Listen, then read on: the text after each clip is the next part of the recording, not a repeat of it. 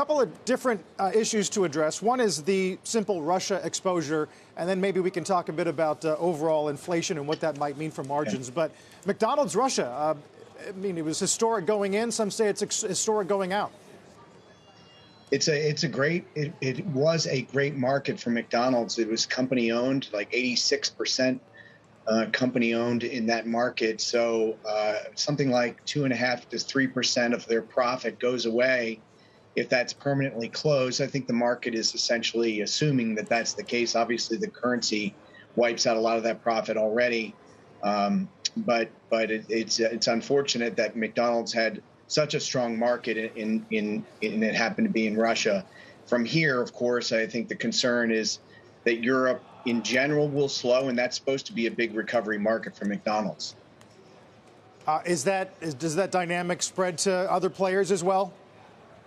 Well, you know, you have restaurant brands and Yum brands. They each have 2 to 3% of their profit from Russia as well. And Domino's about 1%. Mondelez on the food side has a $1 billion business. Something like 2% of their business comes from Russia.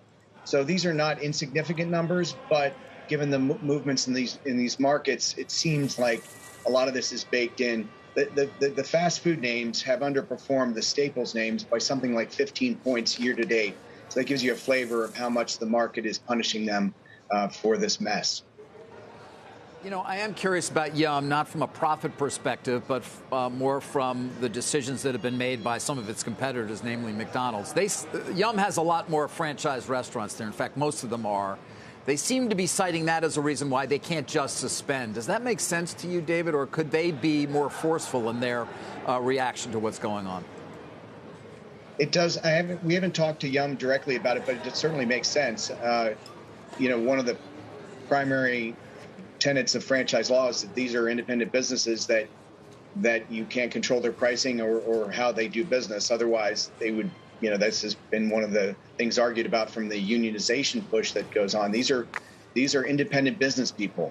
So some sort of compensation would need to be made, presumably, to make them whole for something that would be made as an enterprise.